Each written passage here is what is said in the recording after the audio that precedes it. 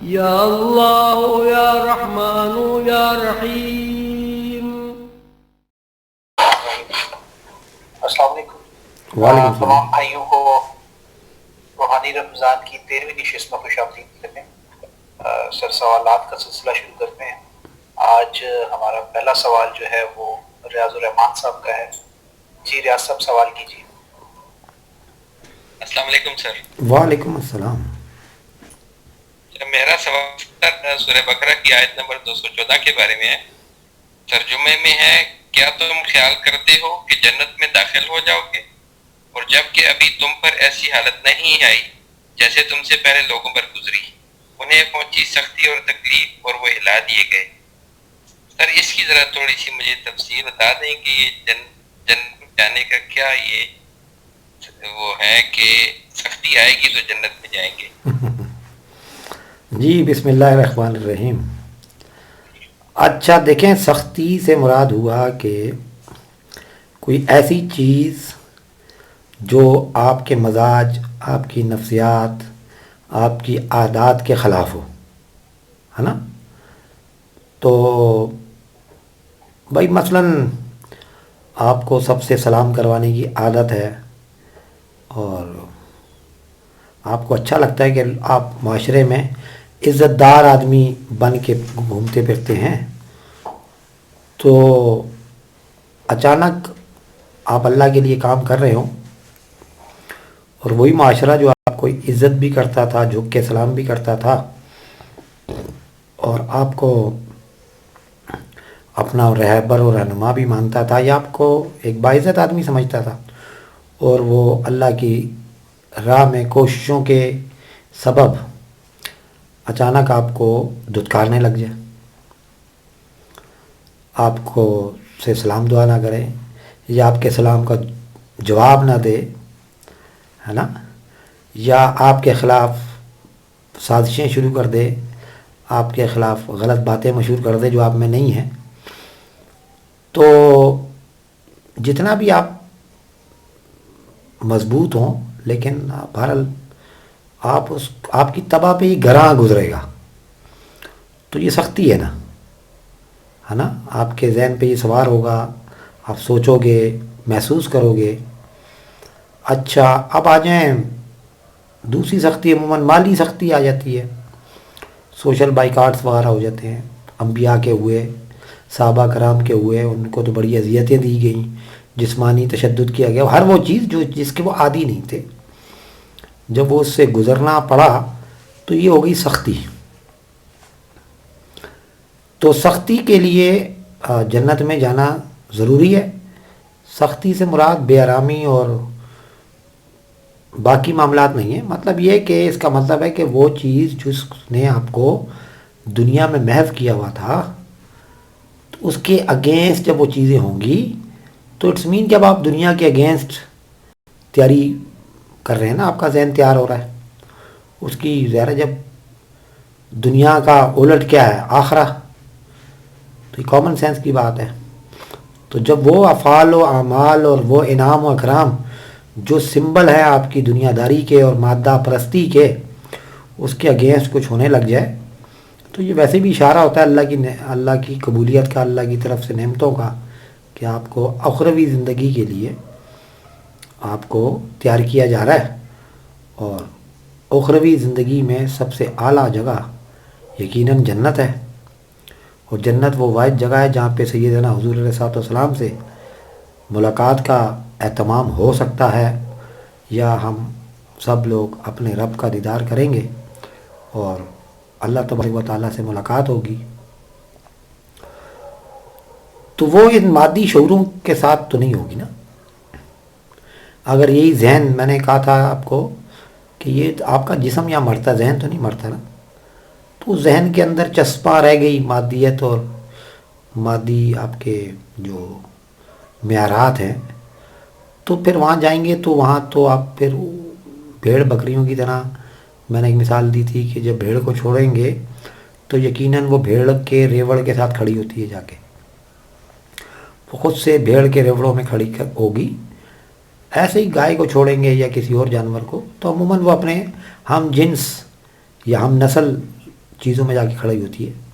تو بین بالکل اسی طرح مرنے کے بعد بھی ہوتا ہے کہ جب ان کو وہاں پہ چھوڑا جاتا ہے تو وہ اپنے جیسے لوگوں میں جا کے بیٹھتا ہے، اٹھتا ہے، اور وہ لوگ مادہ پرست، مادی تقاضے پورے کرنا بری بات نہیں ہے.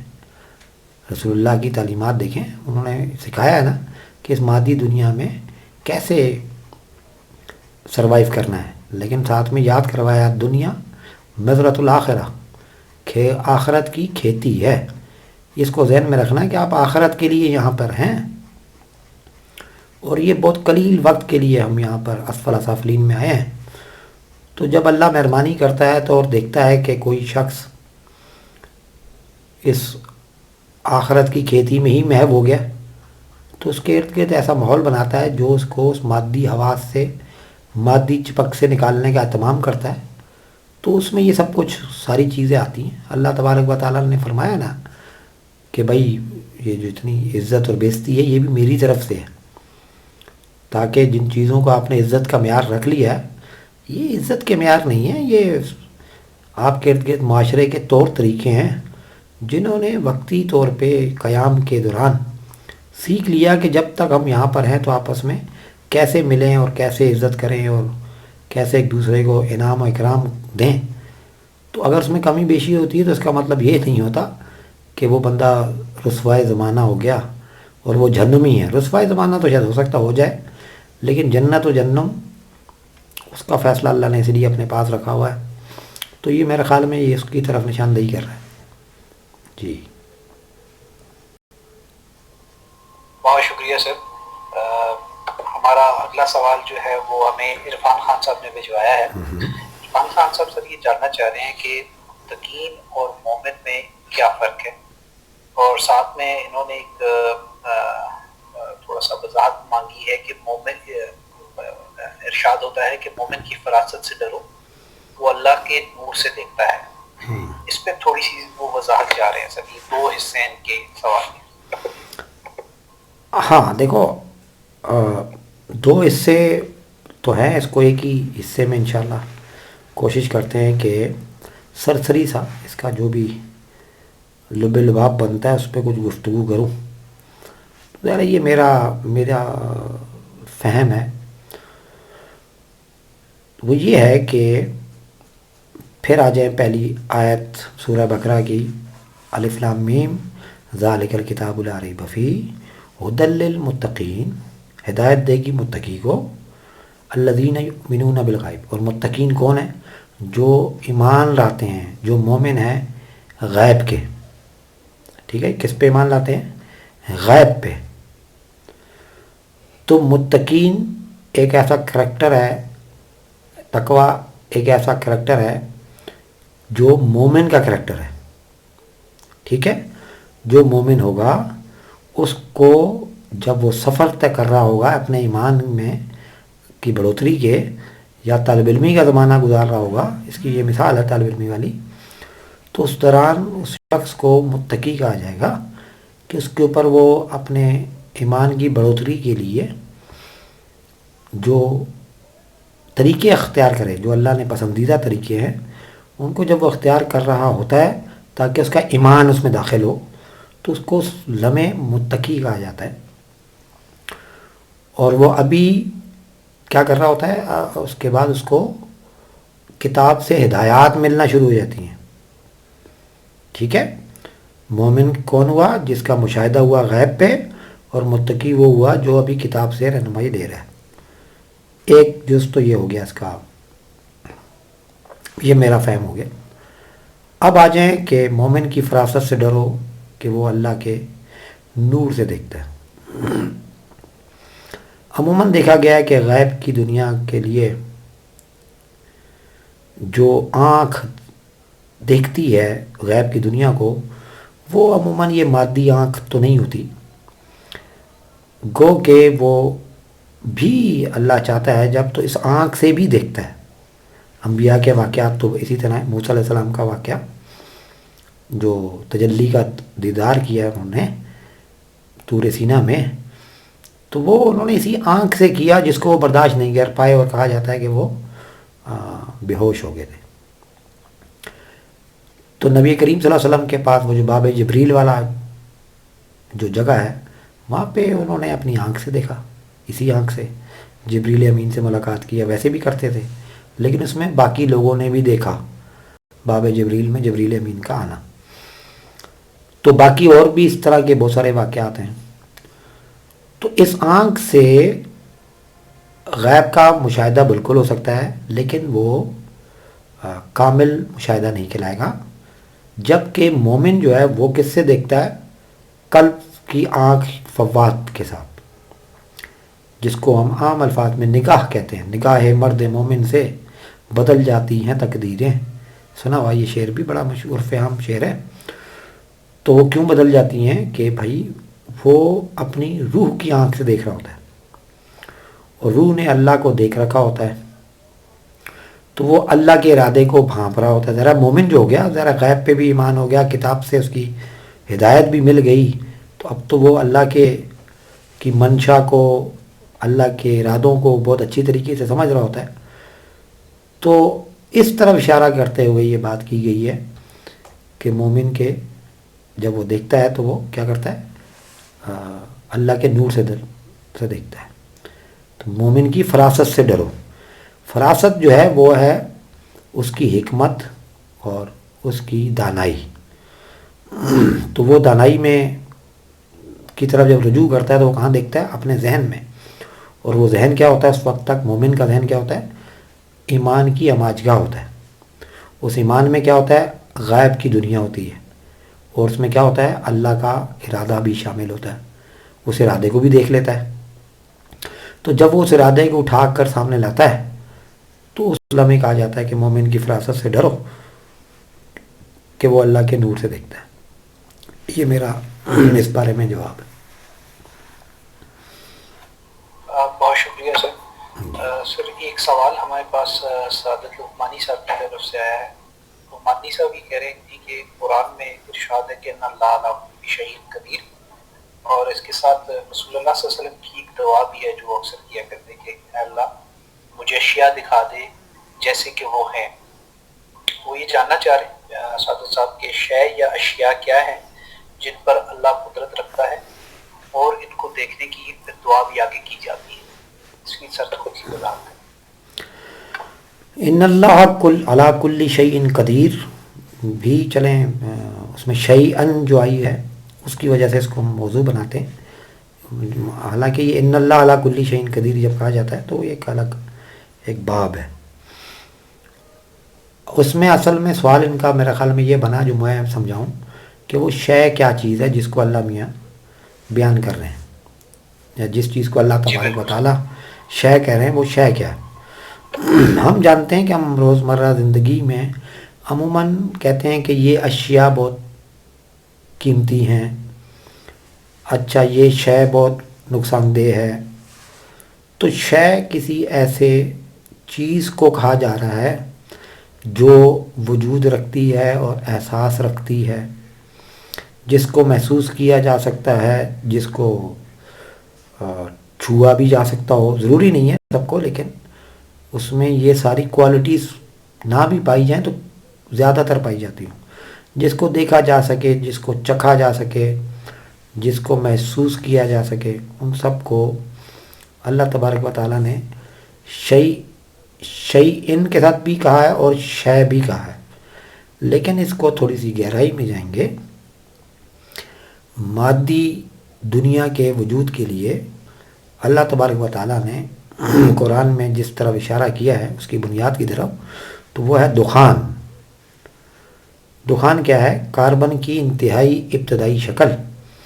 ٹھیک ہے، اور وہ جو دخان کاربن کی جو ابتدائی شکل ہے وہ کس شکل میں تھا یا اب بھی ہے؟ وہ ہے اسموک کی شکل میں، دھواں کی طرح کی ایک اس کی شکل ہے. تو ہم یہ کہیں گے کہ شیئن سے مراد ہوئی اس دخان، پوری کائنات کے بننے میں اس کاربن کا یا اس دخان کا رول ہے. تو دخان کا وہ وقت جہاں پہ وہ اپنی الگ حالت میں موجود ہے سے لے کر کسی چیز کے بننے، چھونے اور محسوس ہونے کے قابل بننے تک کی جو درمیانی جو وقت ہے اور جو اس کی حالت ہے اس کو شیئن کہا جاتا ہے. جب وہ شیئن اپنے کریکٹر میں پوری تیار ہو گئی تو پھر وہ اس کو اس کی چیز کے نام سے پکارا جاتا ہے.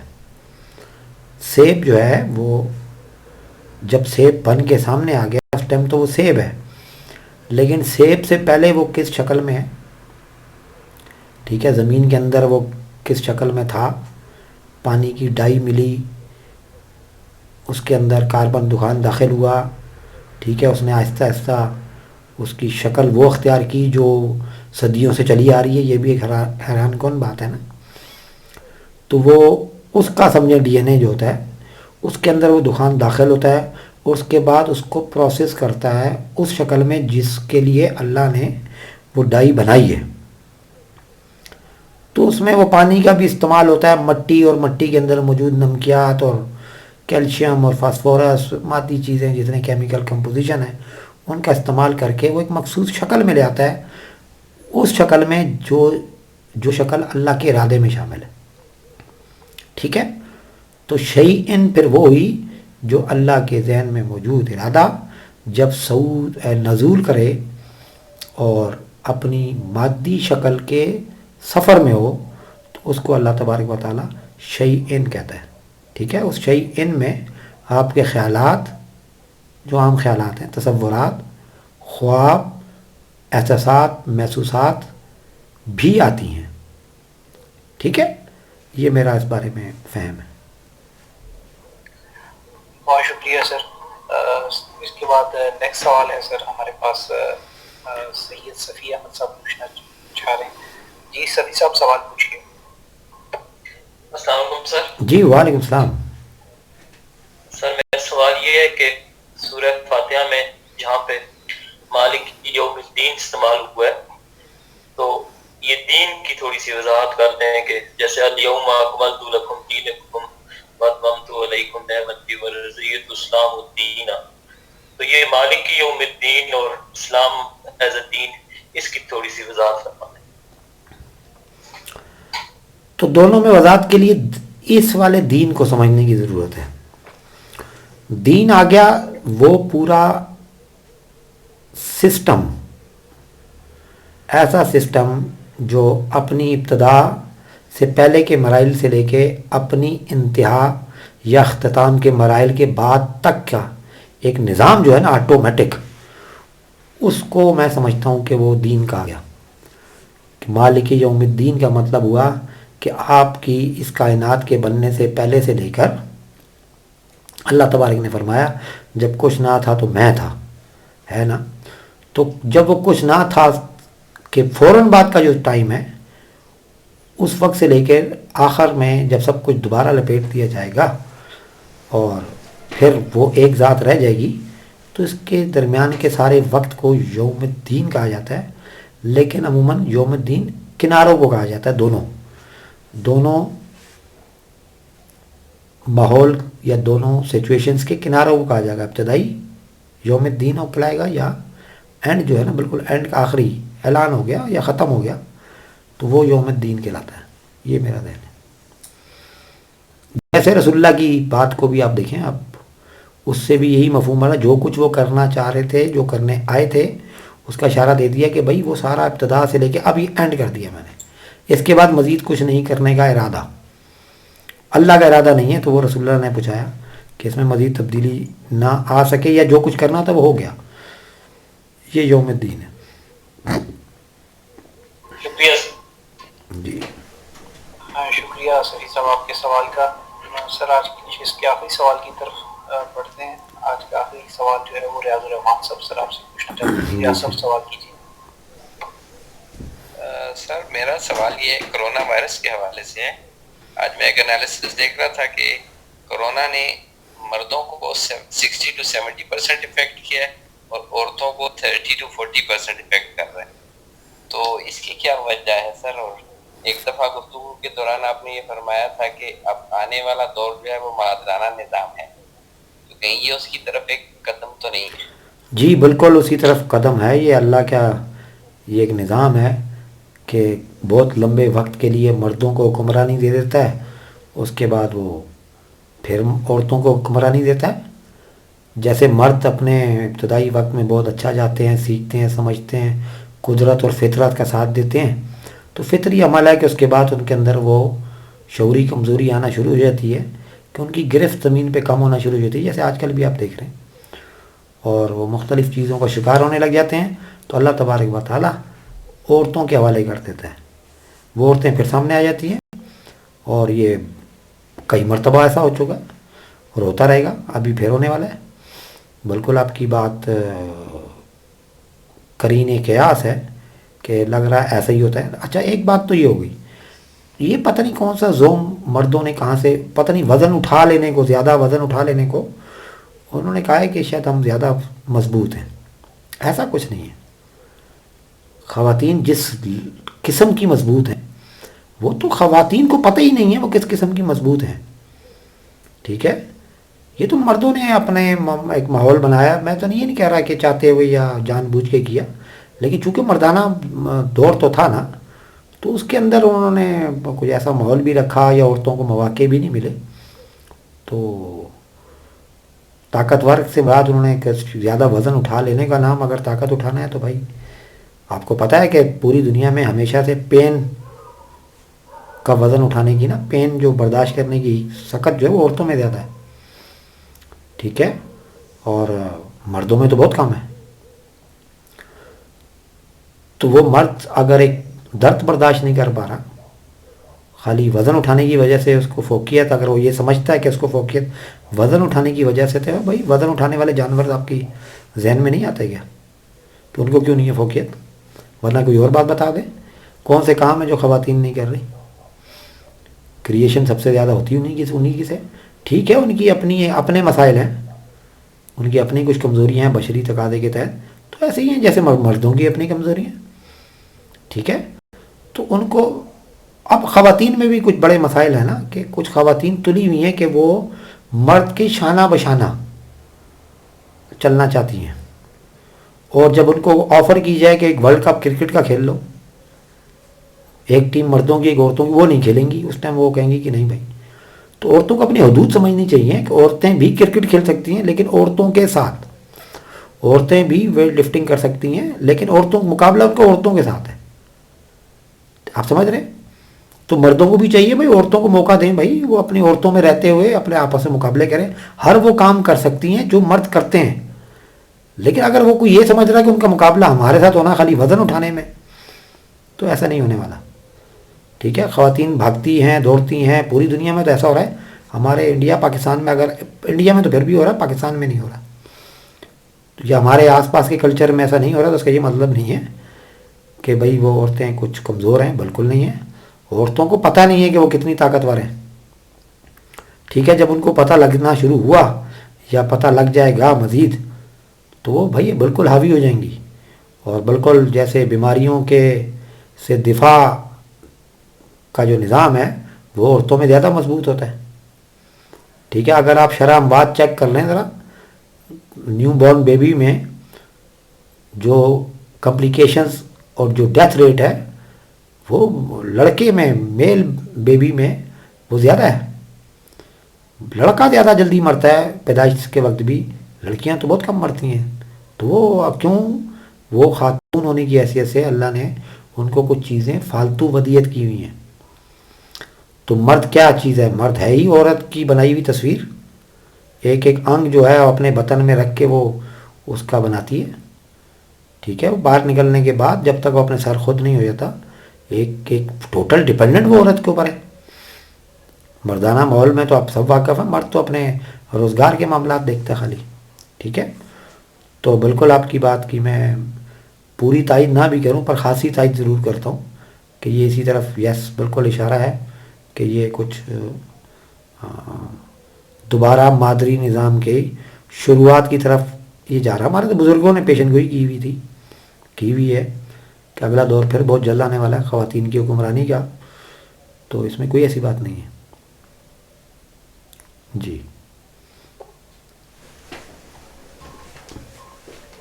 بہت شکریہ سر. آج کے سوالات کا سلسلہ یہاں کرتے ہیں انشاءاللہ نئے سوالات کے ساتھ کل آپ کی خدمت میں دوبارہ حاضر ہوں. انشاءاللہ بہت شکریہ. وعلیکم السلام ورحمۃ اللہ وبرکاتہ. اللہ یا رحمان یا رحیم.